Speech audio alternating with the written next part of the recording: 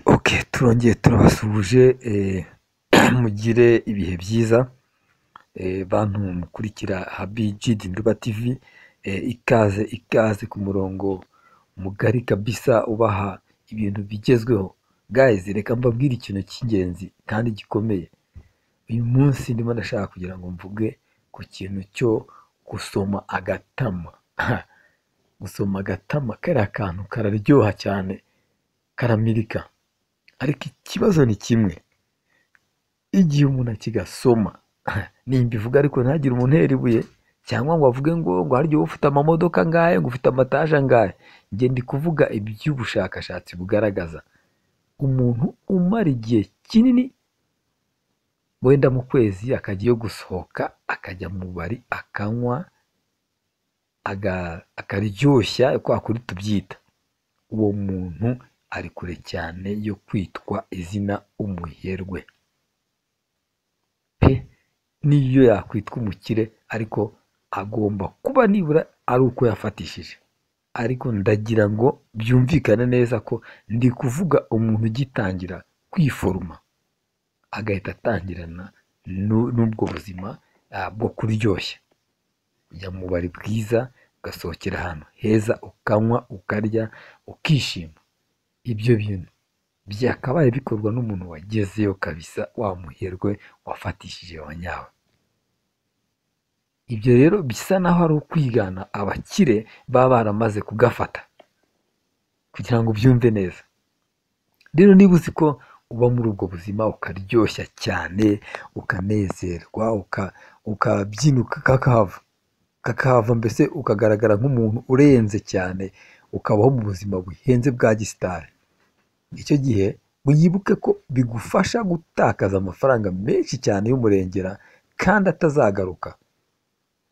Rero niba uyabona nayo ubwayo wayaruhiye ugira ngo uri mu rugendo rwo kuzamuka, izere neza ko iterambere ryawe riri hasi cyane. Uraza kwibaza uti ese wowe urabivuga nkande? Njye ndi kubivuga nka mwarimu. Murabizi neza ko iyi cano ni cano icaho amasomo. Ntuze kunyumva nabi ngo uvuga ngo ubwo yaba anyinjiriye mu buzima, ubwo se arambuza kwinywera agacupa. Oya, ntago nkubujije. Iki ni ikiganiro kinyura kuri cano yitwa Habijid Nduba TV. Nk'ibisanzwe nanjye ni Teacher Habiyaremye Jean de Dieu ubageza ikiganiro nk'iki ngiki. Rero ntituri bubitindeho cyane, ariko menya ngo agatama kararyoha pe, turabyemeranwaho, karanurira. Ndetse gusohoka ukajya ahantu heza ukaryoshya, ukumva icyanga cy'ubuzima nabyo ni ngombwa, kuko buriya ngo kubaho neza, ngo umuntu wabayeho neza kuko ni umuntu uba warishimiye, akaryoherwa n'ubuzima, akumva icyanga cyabwo, akabutikura, akaburya, akabwumvisha. Uwo niwe muntu uba warishimye. Kuba warishimye si ukuba wari ufite imitungo myinshi cyane ku isi, uri umukire. Oya, uwabashije basi kwinezereza neza mu mafaranga afite, cyangwa se niyo byaba ari bike yari afite, uwabashije kubikora igihe kinini, uwo niwe mukire, niwe muntu wabayeho. Icyo bita kubaho. Kubaho ni ukuba warabayeho kuko bya nyabyo bitari iby'igice. Rero ntago ndi buze kukubuza icyo kintu, ariko wakabigeneye igihe, ukiha gahunda, ukavuga uti reka nkore niteze imbere mu myaka izaza, mu bihe biri imbere azaba aribwo nanjye mfata umwanya ninezereze, nicare hasi, nsohoke, nsimbuke, mbyine, numve ko hari icyo nishimire, intsinzi y'ibyo nagezeho. None wowe urimo urishimira intsinzi ya duke tutagira naho tukugeza y'impamba. Urimo uranezerwa mu ntsinzi y'impamba wari urimo kwitwaza kugira ngo izakugeze ku ntsinzi ya nyayo. None se niba ubonye ugize amahirwe yo kubona impamba, ya mpamba ukaba uyigize yayindi itazakugeza ngo niba ari ubu nuza ngo Kigali ngo uyirira ku Ruyenzi, urumva bizagenda bite? bantu niyo mudukurikira, murabizi ko iyi gahunda ni gahunda twashyizeho kugira ngo tujye twinegura, tuvugishe ukuri, dusasa inzobe. Kandi bantu banjye, hari ibintu mba nshaka ko tuganiraho kugira ngo ejo umuntu atazisanga yaragiye hasi akennye, ubukene bwaramukubise agasaza nabi. Ngira ngo mujya mubibona ko hari igihe rwose ushobora kubona wari umuntu w'umukire, mu minsi mike umaze gusaza ukazasaza utoragura amashashi. Ibyo si ibyo rero, mutaza kuntera ibuye, mutantera ibuye, hatagira umuntera ibuye ngo aha ngo wese ngo ibiki n'ibiki. Oya, ntimubirebeho, nanjye ntimundebeho, ahubwo mwumve ubutumwa ndi gutambutsa. Wenda nanjye ndi umwe mu banywa agacupa bagasamura n'ubu, ariko reka dutekereze turebe uko siyanse y'ibivuga. Siyanse ivuga ko umuntu usesagura amafaranga ayajyana mu kwinezeza kandi ari mu nzira y'iterambere, iryo terambere riba rifite gake, rikubiye gake kuba rizagerwaho. Kandi koko ibyo bintu bitekereje ni ukuri. Urugero, nkorera amafaranga 500, nkweramo 300. Mu rugo bakeneye kurya, bakeneye kunywa, abana bakeneye kujya ku ishuri. Dore impamvu nkweramo 300. Iyo ngeze mu kabari ndavuga nti n'akana kabamuha kandi. Ndabanza nkasoma, reka numve, ndabanza nkasoma nkashira inyota. Okay, namara gushira inyota nkabyimba. Uwo ndebye hirya yambwira ati boss, amakuru. Okay, baguha agacupa sha. Undi nawe, nyakubahwa umeze mute? Okay, nawe baguha kandi gacupa sha. Wajya kureba ugasanga niba wanywereye 20, ugasanga hari na 20 abandi banywereye.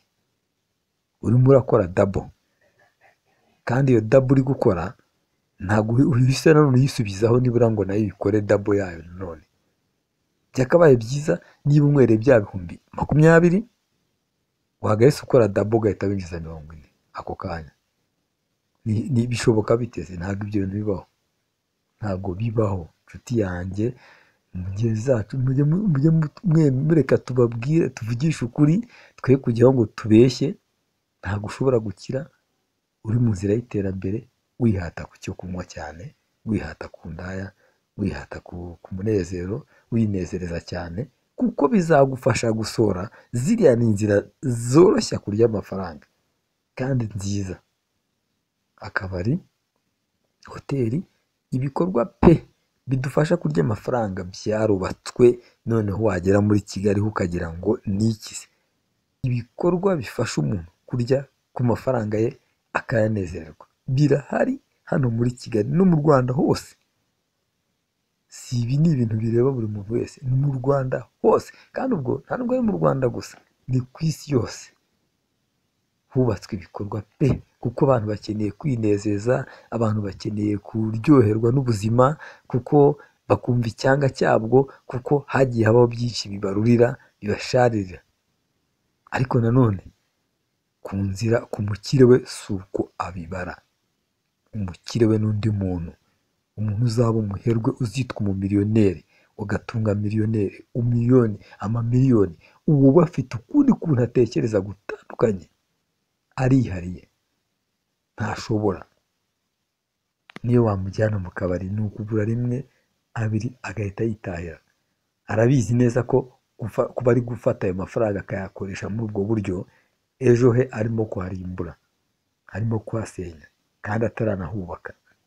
Umva ikibabaje, urimo urasenya ahantu utarubaka, urimo urasiba inzira utarageramo, urimo uraritura ibiraro utarageraho ngo uzambuke, kandi ubiriturira mu buryo bw'indebakure, mu gukoresha ubwenge, ahantu ushobora gutambuka ukareba mu hazaza, ugakora urugendo rurerure cyane werekeza imbere.